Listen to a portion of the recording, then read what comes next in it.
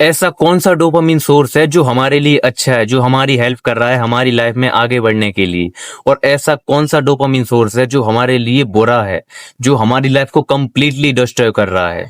सोचो, अगर मैं तुमसे ये कहूं कि तुम्हारी लाइफ का सबसे बड़ा दुश्मन कोई और नहीं है, वो तुम्हारा खुद का दिमाग है। ये तुम्हें रिवॉर्ड तो दे रहा है लेकिन गलत चीजों के लिए। इसी वजह से तुम अपनी लाइफ में घंटा कुछ नहीं उखाड़ पा रहे हो, ना ही तुम्हारे अंदर मोटिवेशन बची है, तुम स्टक फील कर रहे हो, और ना ही तुम्हारी लाइफ में कोई ग्रोथ हो पा रही है। अब यहाँ पर बहुत सारे लोग ऐसे होंगे जिन्हें डोपामिन का मतलब नहीं पता होगा। डोपामिन एक फील गुड हार्मोन है। बहुत सारे लोग इसे एक हैप्पीनेस का केमिकल बोलते हैं, बट एक्चुअल में ये हमें हैप्पीनेस नहीं देता।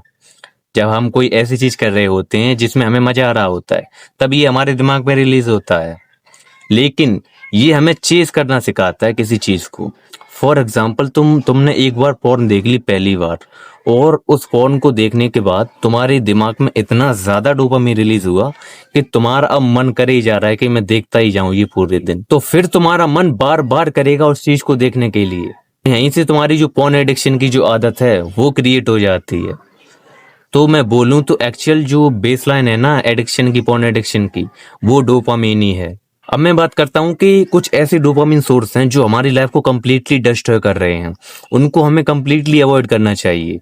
तो ऐसे कौन कौन से डोपामिन सोर्स हैं वो मैं तुम्हें बताने वाला हूँ। तो पहले नंबर पे तो मैं तुम्हें बता ही चुका हूँ, पॉर्न एंड मास्टरबेशन। देखो, ये एक ऐसा सोर्स है, ये समझ लो, इसमें इतना ज्यादा डोपामिन रिलीज होता है।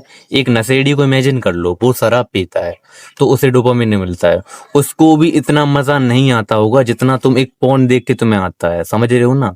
तो मास्टरबेशन एंड पॉर्न देख के तुम्हें इतना मजा आता है, तुम एक नशेड़ी को भी तुम फील कर रहे हो, मतलब तुम एक नशेड़ी से भी ज्यादा मजा ले रहे हो ये चीजें करके।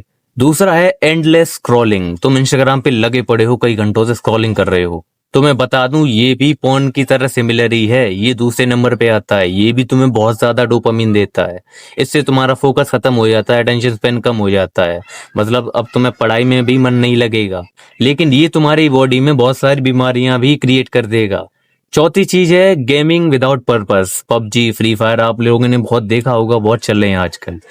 तुम गेमिंग कर रहे हो मतलब बिना किसी पर्पस के, तो ये टोटली वेस्ट ऑफ टाइम है। लेकिन अगर तुम्हारा कोई यूट्यूब चैनल है जिस पर तुम लाइव स्ट्रीम करते हो, तो ये चीज अच्छी है तुम्हारे लिए, तुम करो। लेकिन अगर तुम गेमिंग कर रहे हो सिर्फ एंटरटेनमेंट के लिए, तो ये तुम्हारा बस टाइम वेस्ट होगा और कुछ नहीं। देखो, अभी जो चीजें मैंने बताई हैं जिनसे तुम्हें मतलब बैड डोपामिन मिलता है, ये जो चीजें है ना, ये हमें बहुत ज्यादा डोपामिन देती हैं बिना किसी मेहनत के। और जब तुम इसे इन चीजों को लॉन्ग टर्म तक देखते रहते हो, मजा लेते रहते हो इन चीजों से, तब तुम्हारे दिमाग को ऐसा लगने लगता है कि मुझे बिना मेहनत की इतना डोपामिन मिल रहा है, तो मैं मेहनत ही क्यों करूं। तुम्हारा जो ब्रेन है ना, वो सब इन चीजों को रिजेक्ट करना शुरू कर देता है जिनमें बहुत ज्यादा मेहनत लगती है करने में। फॉर एग्जाम्पल, पढ़ाई तुम्हें बोरिंग लगने लगती है, अगर तुम पढ़ाई बिल्कुल भी नहीं कर पाते, तुम्हारा फोकस बिल्कुल जीरो हो जाता है, तुम्हारे जो गोल्स हैं तुम उन पे कंसंट्रेट नहीं कर पाते हो। सच कड़वा है, लेकिन अगर तुम्हारे फोन का स्क्रीन टाइम 4 से 5 घंटे भी है ना, तो तुम अपनी लाइफ को खुद ही वेस्ट कर रहे हो। तुम्हारी लाइफ का कोई एक्सटर्नल एनिमी नहीं है, तुम अपने लाइफ के खुद ही दुश्मन हो। अब मैं बात करता हूँ ऐसी चीजों की जो स्टार्टिंग में डिफिकल्ट लगती हैं, लेकिन लॉन्ग टर्म में वो तुम्हें कुछ ना कुछ अचीव करके देखती हैं। मतलब मैं बात करने वाला हूँ कुछ ऐसे सोर्सेस की जिसमें गुड डोपामिन है। मतलब अगर तुम उन चीजों को करते हो तो तुम्हें अच्छा डोपामिन मिलता है और उनसे तुम कुछ ना कुछ अचीव भी करते हो। फॉर एग्जाम्पल, वर्कआउट, अपनी फिजिक पे वर्क करना, ये तुम्हारी मसल्स डेवलप करने में हेल्प करता है, तुम्हें एक हेल्दी लाइफस्टाइल मेंटेन करने में हेल्प करता है। दूसरी चीज है स्टडिंग विद फोकस। अगर तुम पढ़ाई करते हो फोकस के साथ, अब तुम बोलोगे पढ़ाई करके किसको डोपामिन मिलता है? मिलता है। अगर तुम फुल फोकस के साथ पढ़ाई करते हो तो ये तुम्हें तुम्हारी लाइफ में सक्सेसफुल होने में काफी हेल्प करता है। तीसरी चीज है स्किल बिल्डिंग। स्किल बिल्डिंग में भी हमें डोपामिन मिलता है। स्टार्टिंग में थोड़ा डिफिकल्ट होता है, लेकिन अगर तुम कोई स्किल सीख लोगे तो तुम्हें ये फाइनेंशियली सपोर्ट देता है, तुम्हें फाइनेंशियली स्टेबल होने में काफी हेल्प करता है। और भी बहुत सारी चीजें हैं, reading books, meditation, discipline build करो, यही सब ऐसी चीजें हैं जो जिनसे तुम्हें गुड डोपामिन मिलता है और ये तुम्हें लाइफ में तुम्हें आगे बढ़ने में भी हेल्प करती हैं। देखो, जब तुम हार्ड चीजें करते हो तो तुम्हारा जो ब्रेन होता है ना, वो उन चीजों को ग्रेजुअली मतलब धीरे धीरे अडॉप्ट करता है, और जो तुम्हारी बेसलाइन हैप्पीनेस होती है ना, उसको भी काफी इंप्रूव करता है। मतलब तुम ज्यादा फोकस्ड रहने लगते हो, नेचुरली मोटिवेटेड होने लगते हो, मतलब अब तुम्हें किसी भी चीज की जरूरत नहीं पड़ती मोटिवेट होने के लिए। तीसरा, तुम्हारा कॉन्फिडेंस बढ़ जाता है। देखो, अब मैं थोड़ा रियल बात करता हूँ। देखो, जो डोपामिन है ना, तुम्हें उसको अपनी लाइफ से कंप्लीटली अवॉइड नहीं करना है।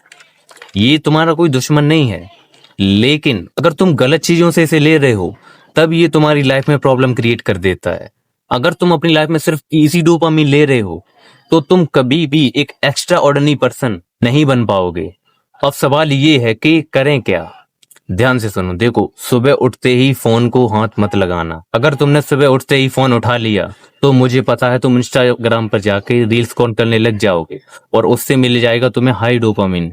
और जो भी तुम्हारे दिन के टास्क जो तुमने बनाए हैं, जो हार्ड टास्क, उसको करने में तुम्हें ज्यादा स्टिमुलेशन चाहिए होगी, मतलब तुम्हें ज्यादा मेहनत करनी पड़ेगी उन कामों को करने में। दूसरी चीज है, अपने फोन के स्क्रीन टाइम पे लिमिट लगाओ। अगर तुम पूरा दिन फोन यूज करते रहते हो, मूवीज वगैरह देखते रहते हो, तो बंद करो उसको। रोज एक ऐसा काम करो जो डिफिकल्ट हो, मतलब तुम्हें परेशानी हो उस काम को करने में, मतलब वर्कआउट कर लो, स्टडी कर लो। चौथी चीज है कि अपना रिवॉर्ड सिस्टम चेंज करो। मतलब तुम कोई काम करते हो तो उससे पहले रिवॉर्ड मत लो।